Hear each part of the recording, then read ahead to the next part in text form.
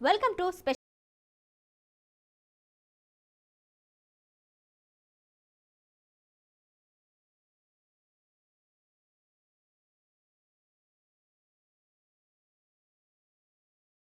AP assembly ఎన్నికలు దగ్గర పడుతున్న వేళ అన్ని పార్టీలు దూకుడు పెంచాయి. గెలిపే లక్ష్యంగా తమ వ్యూహాలకు పదును పెడుతున్నాయి.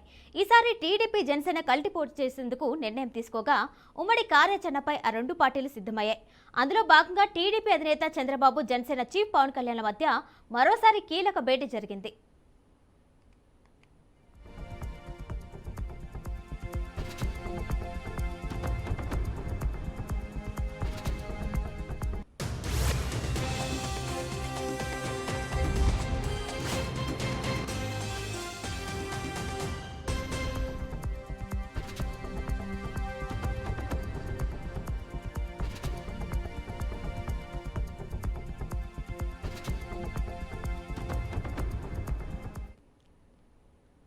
ఇక 3 గంటలకు పైగా జరిగిన భేటీలో చంద్రబాబు, పవన్ ఏ అంశాలు చర్చించారు? ఉమ్మడి మేనిఫెస్టోతో పాటు తొలి జాబితాపై క్లారిటీ వచ్చిందా? బీజేపీతో పొత్తు అంశం ఏం డిసైడ్ చేశారు? ఇతర పార్టీల నేతల చేరికపై టీడీపీ, జనసేన ఎలాంటి వ్యూహాన్ని అనుసరించబోతున్నాయి అనే సందేహాలు అందరినీ వెంటాడుతున్నాయి.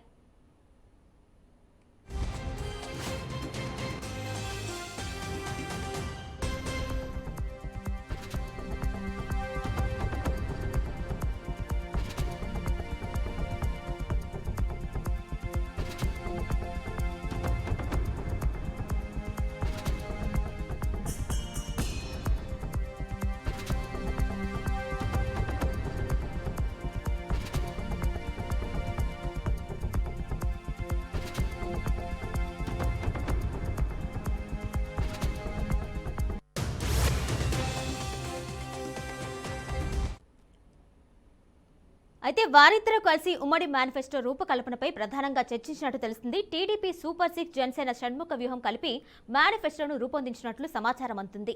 ఈ నెలలోనే చంద్రబాబు, పవన్ కలిసి పార్లమెంటరీ నియోజకవర్గాల్లో ఏర్పాటు చేసి రా కదిల్రా బహిరంగ సభలో మేనిఫెస్టో విడుదల చేయాలని నిర్ణయించినట్లు తెలుస్తుంది.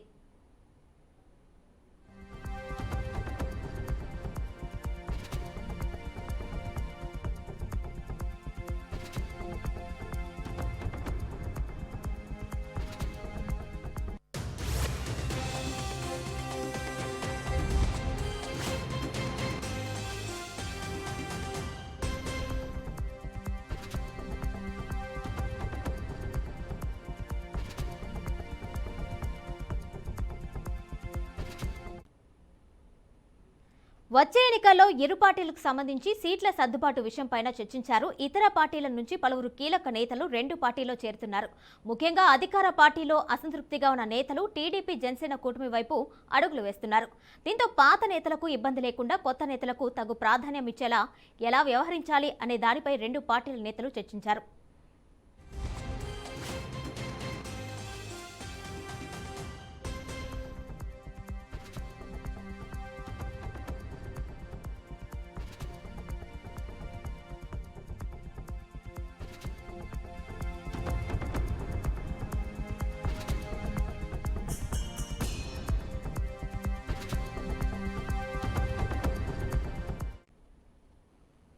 సంక్రాంతి సందర్భంగా తెలుగు జాతికి స్వర్ణయుగం సంక్రాంతి సంకల్పం పేరిట నిర్వహించిన భోగి మంటల కార్యక్రమంలో టీడీపీ చంద్రబాబు, జనసేన అధ్యక్షుడు పవన్ కళ్యాణ్ పాల్గొన్నారు.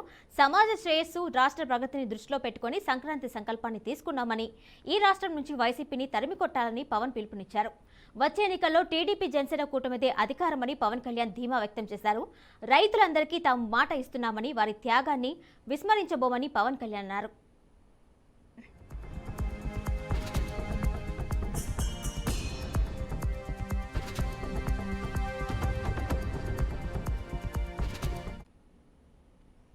ఇక దేవతల రాజధాని అమరావతిని రాక్షసులు చెడగొట్టారని విమర్శించారు టీడీపీ అధినేత చంద్రబాబు. సరిగ్గా 87 రోజుల్లో వైసీపీ ప్రభుత్వం కూలిపోతుందని జోస్యం చెప్పారు.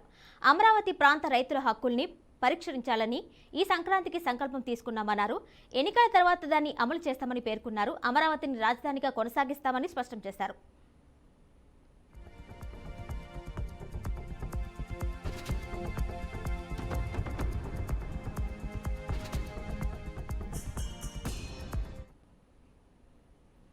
దీనిపై మరింత సమాచారం మా ప్రతినిధి శ్రీనివాస్ సార్. శ్రీనివాస్ చెప్పండి, పవన్ చంద్రబాబు కలిసి ఉమ్మడి మేనిఫెస్టో మీద కసరత్తు చేస్తున్నట్టు తెలిసింది, డీటెయిల్స్ ఇవ్వండి.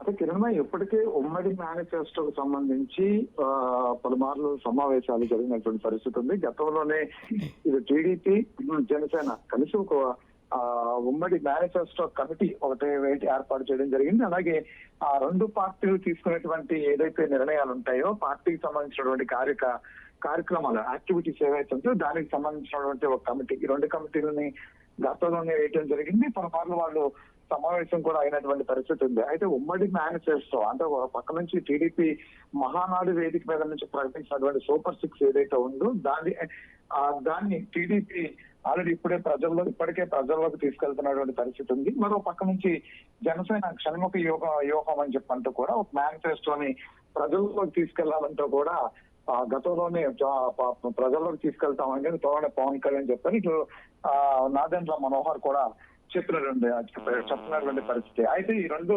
మేనిఫెస్టో కమిటీలు ఏదైతే రెండు పార్టీల నుంచి చేశారో వాళ్ళందరూ కూడా ఇప్పటికే ఇది జనసేన తరఫు నుంచి ఆ షణ్ముఖ వ్యూహాన్ని మేనిఫెస్టోని జనసేన పార్టీ తరఫు నుంచి ప్రజల్లో తీసుకెళ్తున్నాయి. మరో పక్క నుంచి సూపర్ 6 ఏదైతే ఉందో దాన్ని ప్రజల్లోకి తీసుకెళ్తానందుకు అంటే చంద్రబాబు నాయుడు గారు భవిష్యత్తు గ్యారంటీ అనే అంశంతో ప్రజల్లోకి తీసుకెళ్తున్నటువంటి పరిస్థితి అయితే ఉంది.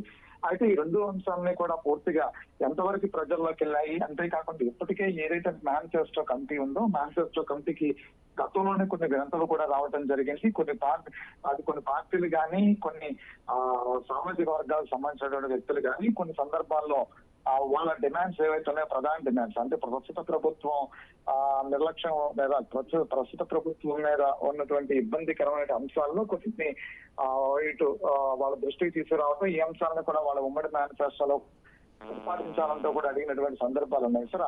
వాటిని కూడా పరిశీలించాలి. అంతేకాకుండా ప్రధానంగా ఇప్పుడు ఏదైతే ఎన్నికల నగారం మోగున్న నేపథ్యం అయితే ఉందో ఆ నేపథ్యంలో ఇప్పటికీ అసంతృప్తి వర్గాలు ఆశావాహులు ఎవరైతే ఉన్నారో ప్రస్తుతం అధికార ప్రభుత్వం ఉన్నటువంటి పార్టీ ఉన్నటువంటి వ్యక్తులు ఎవరైతే ఉన్నారో చాలా వరకు కూడా బయటకు వచ్చే పరిస్థితులు ఉన్నాయి. అయితే వాళ్ళు బయటకు వచ్చిన తర్వాత వాళ్ళ నుంచి ఎంతవరకు పార్టీకి మైలేజ్ వస్తుంది, ఏంటి పరిస్థితి అనేది కూడా ఒకసారి పరిశీలించాల్సిన పరిస్థితి ఉంది. అన్ని అంశాలనే కాకుండా రానున్న రోజుల్లో అంటే ఎన్నికల దగ్గర పడుతున్న నేపథ్యంలో ఇప్పటి వరకు కూడా సీట్లకు సంబంధించినటువంటి సీట్లకు సంబంధించినటువంటి అంశాలను పూర్తిగా పరిశీలించకపోవటం, అంతేకాకుండా సీట్లు అంటే ప్రజెంట్ ఉన్నటువంటి సిట్టింగ్లకి టీడీపీ ఎన్ని సీట్లు పోతుంది అనే సిట్టింగ్లకి టీడీపీ సీట్లో పోతుంది కాబట్టి చాలా వరకు కూడా, అంతేకాకుండా టీడీపీ యొక్క అంశాన్ని కూడా తెరమై తీసుకురావడం. యువగలం పాదయాత్ర స్టార్ట్ అయినప్పుడు నారా లోకేష్ హామీ ఇవ్వటం కూడా జరిగింది. 40% యువతకి అవకాశం ఇస్తామని చెప్పడం జరిగింది. అందులో భాగంగా టీడీపీకి అంటే లోకేష్ 40% యువతకి అవకాశం ఇచ్చే భాగంగా చాలా మంది కొత్త వాళ్ళకి ఇప్పటికే ఇన్ఛార్జీలుగా నియమించినటువంటి పరిస్థితి కూడా ఉంది. సో అదొకటి పరిగణలో తీసుకోవడమే కాకుండా పవన్ కళ్యాణ్ గారు ప్రధానంగా పోటీ చేయాలనుకున్నటువంటి స్థానాలు ఏవైతే ఉన్నాయి, ఏ స్థానాల్లో పవన్ కళ్యాణ్ గారి అభ్యర్థి స్థానాలు పోటీ చేస్తే ఏ స్థానాలు గెలవబోతున్నారు అంటే అనే అంశాన్ని మీద కూడా పవన్ కళ్యాణ్ గారు అన్ని స్థానాలు పోటీ చేయాలనుకుంటున్నారు. అన్ని స్థానాలకు సంబంధించినటువంటి కొన్ని అంటే మరి పూర్తిగా గెలిచేటువంటి స్థానాలు కాకుండా కొన్ని టీడీపీ చూపించేటువంటి స్థానాలను కూడా కొన్ని పోటీ చేయాలని చెప్పని కూడా చంద్రబాబు నాయుడు గారు పవన్ కళ్యాణ్ గారితో మాట్లాడినట్టు తెలుస్తుంది. అంతేగాని పవన్ కళ్యాణ్ గారి గతం కూడా ఉత్తరాంధ్ర, ఇటు తూర్పు పశ్చిమ గోదావరి ఉమ్మడి జిల్లాల నుంచి కూడా పూర్తి స్థాయిలో పోటీ చేయాలనుకున్నది జనసేన అని చెప్పడం జరిగింది. అంతేకాకుండా రాయలసీమలో కొన్ని ప్రాంతాలు అదేవిధంగా ఇటు ప్రకాశం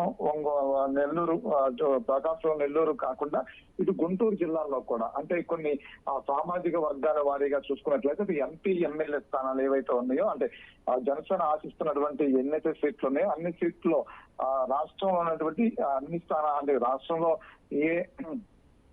ఉన్నటువంటి ఈ ఉత్తరాంధ్రతో పాటు ఇటు రాయలసీమ వరకు కూడా జనసేన పోటీ చేయాలనుకునేటువంటి అంశాన్ని గతంలోనే తెరమీదకి పవన్ కళ్యాణ్ గారు తెచ్చినట్టు జరుగుతుంది. అయితే ఆ చర్చించే నేపథ్యంలో ఇక్కడ ఉత్తరాంధ్ర నుంచి రాయలసీమ వరకు కూడా పోటీ చేసేటువంటి స్థానాలు దానికి సంబంధించిన ఎంపీ స్థానాలతో పాటు పోటీ చేయడానికి అంటే పోటీకి సరిపడినటువంటి ఏదైతే కొన్ని నియోజకవర్గాలు అనుకూలమైన నియోజకవర్గాలు ఉన్నాయో ఆ నియోజకవర్గాల్లో కంపల్సరీగా టీడీపీ సీట్లు కేటాయించాలి. ఏదైతే స్థానాల్లో పోటీ చేయాలో అది అనుకూలమైనటువంటి సామాజిక వర్గాల వారిగా కూడా సీట్లు కేటాయించాలి కేటాయించాలని పవన్ కళ్యాణ్ గారు గతంలోనే చెప్పడం జరిగింది కాబట్టి దాని మీద కూడా మరొకసారి చంద్రబాబు నాయుడు గారితో భేటీ అయిన తర్వాత ఈ అంశాలను కూడా ప్రస్తావించినట్టు తెలుస్తుంది. అంతేకాకుండా ప్రస్తుతం రాష్ట్రంలో ఉన్నటువంటి పరిస్థితులు ఏవైతే ఉన్నాయో వీటికి అంటే ఎన్నికల నేపథ్యంలో కూడా అధికార ప్రభుత్వం మీద వస్తున్నటువంటి వ్యతిరేకత ఏదైతే ఉందో సొంత పార్టీలో ఉన్నటువంటి వ్యక్తులు ఎవరైతే ఆ పార్టీని విమర్శించి బయటకు వస్తూ ఉన్నారో, లేదు అంటే కనుక ఇప్పటి వరకు పార్టీ కోసం పనిచేసినటువంటి వ్యక్తులు ఎవరున్నారో, గ్రాఫ్ ఉండి కూడా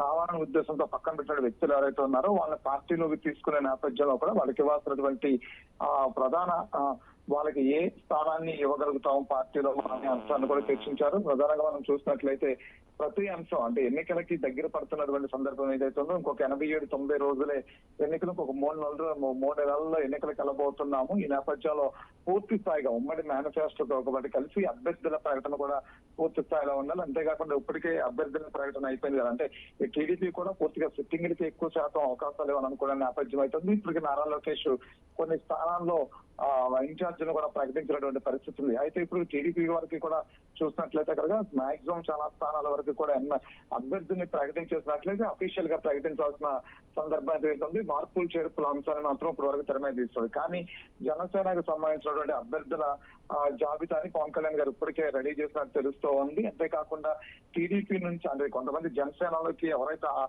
వస్తూ ఉన్నారో వాళ్ళకి ఇచ్చేటువంటి అవకాశాలు కూడా పరిశీలిస్తున్నారు. మరో పక్క నుంచి సీట్లు సర్దుబాటు అంశంలో కూడా అంటే రానున్న రోజుల్లో బీజేపీ కనుక టీడీపీ జనసేనతో పాటు కలిసి వస్తే కనుక సీట్లు అంశాన్ని కూడా పరిశీలించాల్సి వస్తుంది. కాబట్టి ఇప్పటి వరకు కూడా కొన్ని నిర్ణయాలు తీసుకోకుండా అంటే సీట్లు సర్దుబాటు అంశంలో పెండింగ్ పెడుతూ వచ్చారు. ఎందుకంటే ఇటు బీజేపీ రాకతో మరొకసారి సీట్లు సర్దుబాటు అవసరం ఉంటుంది కాబట్టి దాని ఇప్పటి వరకు పెండింగ్ పెడుతూ వచ్చారు.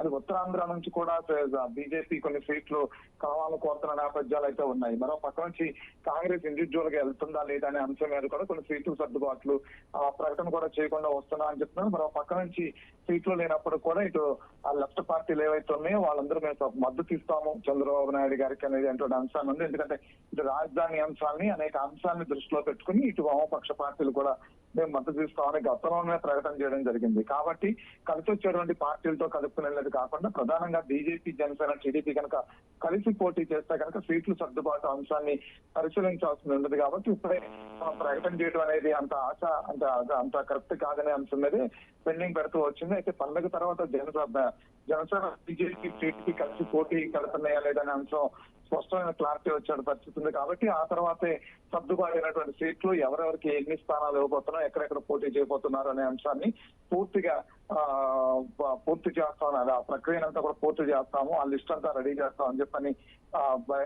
లిస్ట్ రెడీ చేయడానికి సిద్ధపడుతున్నట్టు కూడా తెలుస్తోంది. ఒకవేళ బీజేపీ కనుక కలిసి రాకపోతే కనుక జనసేనకి ఇచ్చేటువంటి స్థానాలు ఎన్ని ఎక్కడెక్కడ ఇవ్వబోతున్నాము ఎలా సర్దుబాటు చేసాం అనే అంశాన్ని కూడా చంద్రబాబు నాయుడు ప్రకటన చేసేటువంటి పరిస్థితి ఉంటుంది. అయితే శ్రీనివాస్, మొదటి జాబితా ఎప్పుడు ప్రకటించే అవకాశం ఉంటుందంటే ఏమైనా క్లారిటీ వచ్చిందా?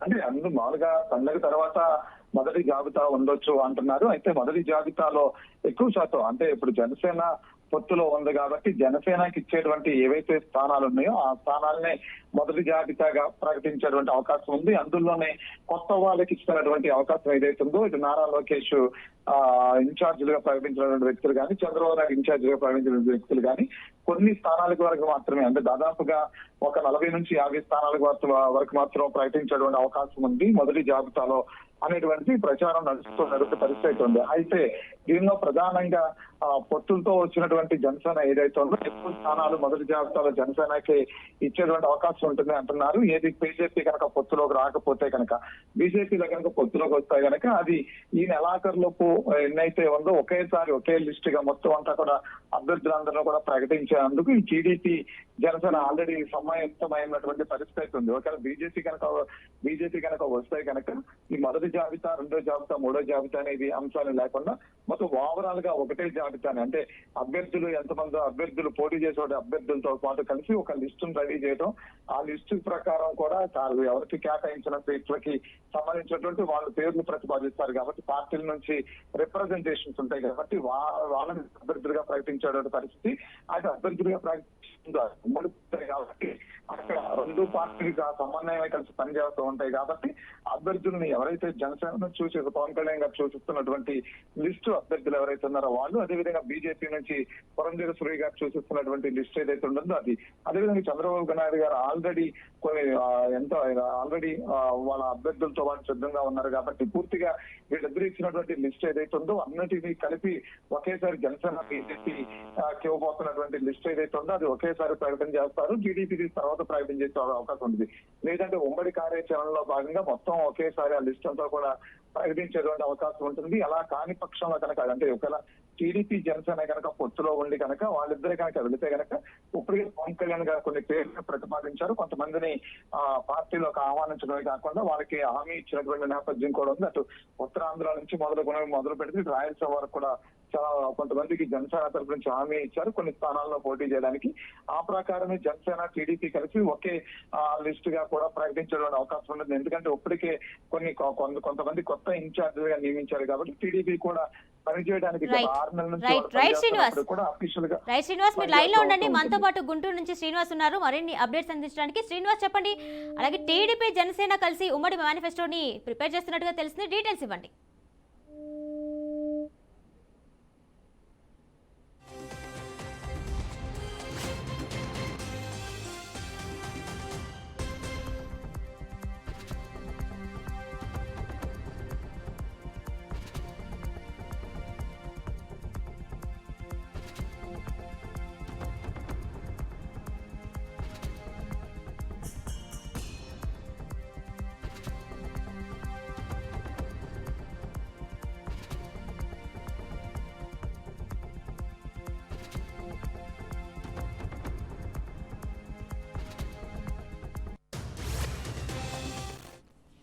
ఏపీ అసెంబ్లీ ఎన్నికలు దగ్గర పడుతున్న వేళ అన్ని పార్టీలు దూకుడు పెంచే గెలిపే లక్ష్యంగా తమ వ్యూహాలకు పదును పెడుతున్నాయి. ఈసారి టీడీపీ జనసేన కలిసి పోటీ చేసేందుకు నిర్ణయం తీసుకోగా ఉమ్మడి కార్యాచరణపై ఆ రెండు పార్టీలు సిద్ధమయ్యాయి. అందులో భాగంగా టీడీపీ అధినేత చంద్రబాబు, జనసేన చీఫ్ పవన్ కళ్యాణ్ల మధ్య మరోసారి కీలక భేటీ జరిగింది.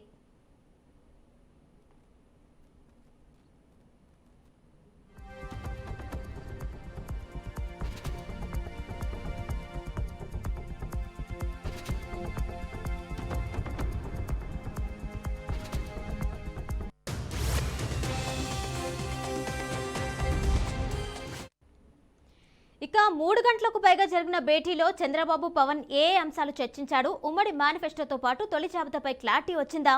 బీజేపీతో పొత్తు అంశంపై ఏం డిసైడ్ చేశారు? ఇతర పార్టీల నేతలు చేరికపై టీడీపీ, జనసేన ఎలాంటి వ్యూహాన్ని అనుసరించబోతున్నాయి అనే సందేహాలు అందరినీ వెంటాడుతున్నాయి.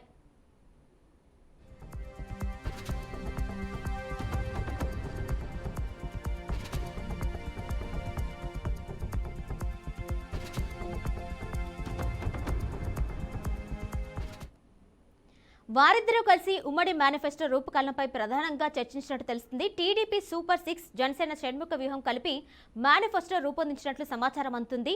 ఈ నెలలోనే చంద్రబాబు, పవన్ కలిసి పార్లమెంటు నియోజకవర్గాల్లో ఏర్పాటు చేసిన రా కదల్రా బహిరంగ సభలో మేనిఫెస్టో విడుదల చేయాలని నిర్ణయించినట్టు తెలుస్తుంది.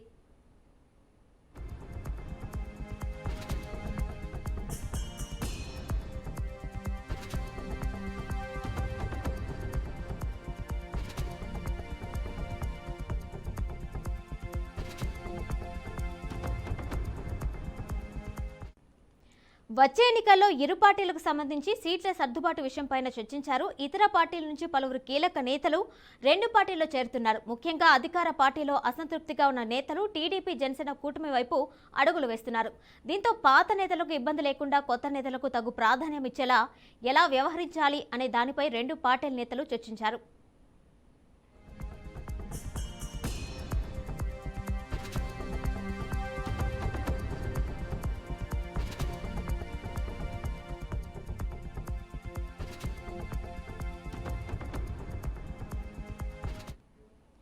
దీనిపై మరింత సమాచారం మా ప్రతినిధి శ్రీనివాస్ అందిస్తారు. శ్రీనివాస్ చెప్పండి, చంద్రబాబు, పవన్ కళ్యాణ్ కలిసి ఉమ్మడి మేనిఫెస్టోని ప్రిపేర్ చేస్తున్నట్టుగా తెలుస్తుంది, డీటెయిల్స్ ఇవ్వండి. చంద్రబాబు, తెలుగుదేశం పార్టీ అధినేత చంద్రబాబు, అదేవిధంగా జనసేన పార్టీ అధినేత పవన్ కళ్యాణ్ కలిసి మొత్తం 11 అంశాల పైన ఉమ్మడి మేనిఫెస్టో ప్రిపేర్ చేసినట్టు కూడా సమాచారం ఉంది. అంటే పండుగ తర్వాత ఇరు పార్టీ అధినేతలు కూర్చొని ప్రజలకు ఆ మేనిఫెస్టోకి సంబంధించినటువంటి పూర్తి విషయాలు వెల్లడించడానికి కూడా సిద్ధమవుతున్నట్టు కూడా ఉన్నటువంటి పరిస్థితి జరిగింది. ముఖ్యంగా చూసినట్లయితే కనుక నిన్న ఉండవల్లి చంద్రబాబు నివాసంలో 3 గంటలకు పైగా సుదీర్ఘంగా చర్చించడం జరిగింది. ప్రజలకు ఎటువంటి భరోసా ఇవ్వాలి, ప్రజలకు సంబంధించినటువంటి రానున్న రోజుల్లో ఎటువంటి భరోసాతో పాటు వాళ్ళలో ధైర్యాన్ని నింపడానికి ఏ విధమైనటువంటి కార్యక్రమాలు రూపొందించాలి, ప్రజల్లో వెళ్ళడానికి అవసరమైనటువంటి మేనిఫెస్టో విషయాలన్నింటి కూడా చాలా క్లియర్ గా మాట్లాడుకొని ప్రజలకు అవన్నీ కూడా సిద్ధం చేసే విధంగా కూడా ఏర్పాటు చేయడం జరిగింది. అదే విధంగా చూసుకున్నట్లయితే కనుక ఇరు రాజకీయ పార్టీలకు సంబంధించి ఓటు షేరింగ్ ఎలా జరగాలి ఏంటి అనే విషయాలపైన కూడా చాలా కీలకంగా చర్చించడము, జనసేన పార్టీకి సంబంధించినటువంటి సీట్లలో పోటీ చేస్తున్న చోట తెలుగుదేశం ఓటు ట్రాన్స్ఫర్ అయ్యే విధంగా, తెలుగుదేశం పార్టీ పోటీ చేసే చోట జనసేన ఓటు ట్రాన్స్ఫర్ అయ్యే విధంగా ఈ 2 విషయాల్లో కూడా ప్రజల్లో దగ్గరగా తీసుకెళ్లి ప్రతి ఒక్కరితో కూడా క్లియర్ గా మాట్లాడే విధంగా, అంటే పార్టీకి సంబంధించినటువంటి నియోజకవర్గాల సమావేశాలు, అదే విధంగా ఉమ్మడి కార్యాచరణతో ముందుకెళ్లే విధంగా ఇలా అన్ని విషయాలపైన కూడా చాలా క్లియర్ గా మాట్లాడి ఆయా నియోజకవర్గాల్లో అభ్యర్థికి గెలుపుకి అవకాశం, గెలుపు లక్ష్యంగా ముందుకెళ్లే విధంగా పనిచేయించాలని కూడా మాట్లాడుతున్నటువంటి పరిస్థితి కూడా ఉండడం జరిగింది.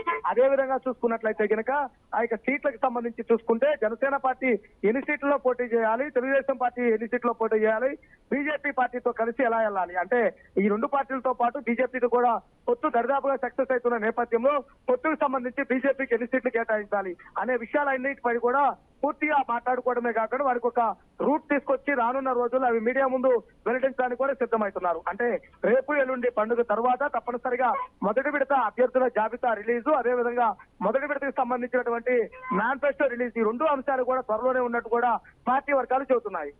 అయితే శ్రీనివాస్, వైసీపీలో ఉన్నటువంటి అసంతృప్తి నేతలు కానీ, టికెట్ ఆశించి భంగపడినట్టు వారు కానీ వారందరూ కూడా టీడీపీ జనసేన వైపు అయితే మొగ్గు చూపుతున్నారు. ఈ నేపథ్యంలో మొదటి లిస్టులో వాళ్ళకి స్థానం కల్పించే అవకాశం ఉంటుందా?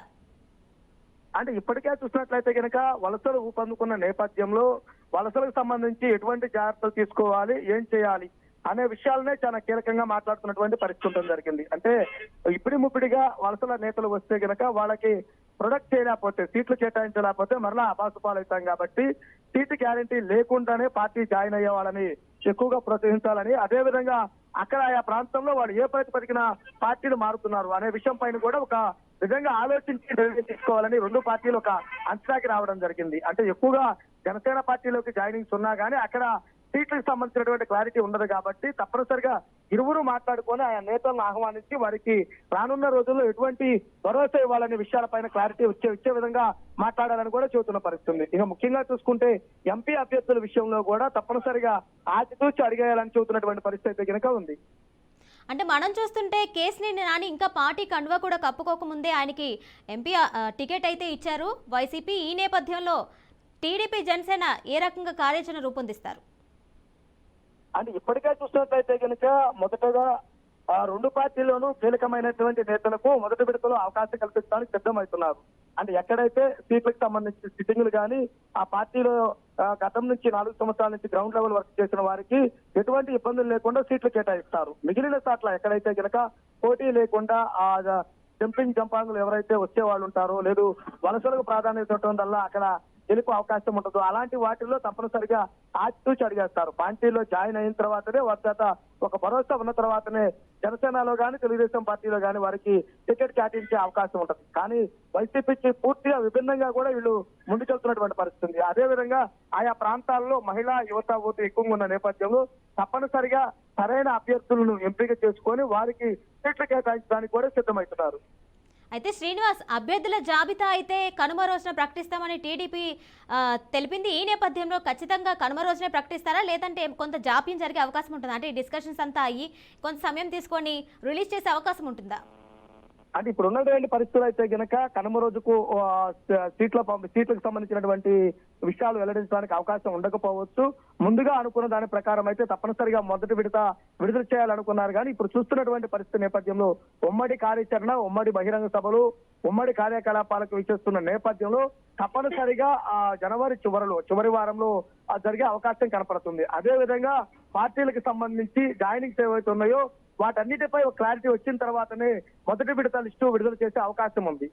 అయితే బీజేపీతో పొత్తు అంశం అనేది కూడా క్లారిటీ వచ్చినట్టు అనుకోవచ్చా? అంటే ఇప్పటికే ఈ రెండు పార్టీలు పూర్తిగా సమన్వయంతో ముందుకు సాగుతున్నాయి. అదేవిధంగా జనసేన ఆల్రెడీ బీజేపీతో అలయన్స్ లో ఉన్న నేపథ్యంలో తెలుగుదేశంతో కలిసి వెళ్లే విషయంలో బీజేపీ పెద్దలతో మాట్లాడి ఒక నిర్ణయం తీసుకోవడానికి కూడా సిద్ధమవుతున్నటువంటి పరిస్థితి ఉంది. అంటే ముఖ్యంగా చూస్తే బీజేపీ ఎన్ని టికెట్లు ఆశించింది, అదేవిధంగా ఎన్ని ఎమ్మెల్యే స్థానాలు, ఎన్ని ఎంపీ స్థానాలు, ఈ రెండు విషయాలపై కూడా క్లారిటీ వచ్చిన తర్వాత కానీ మూడు పార్టీలకు సంబంధించినటువంటి స్థితిగతులు, వాటికి సంబంధించినటువంటి సీట్ల విషయాల్లో ఒక క్లారిటీ వచ్చే అవకాశం ఉంది. ప్రస్తుతం చూసినట్లయితే కనుక తెలుగుదేశం పార్టీకి సంబంధించి మొదటి విడతలో ఎక్కువ సీట్లు అనౌన్స్ చేసే అవకాశం ఉంది. అలానే జనసేనలో కూడా కొన్ని కీలకమైనవి 8 నుంచి 9 సీట్లకు కీలకమైన సీట్లు కూడా ప్రకటించే అవకాశం కూడా కనపడుతుంది. మరి బీజేపీ ఎటువంటి ప్రాధాన్యత ఉండదు, ఏ విధంగా ముందుకెళ్తున్నది కూడా రానున్న రోజుల్లో తెలియనున్నది. Right Srinivas, thank you.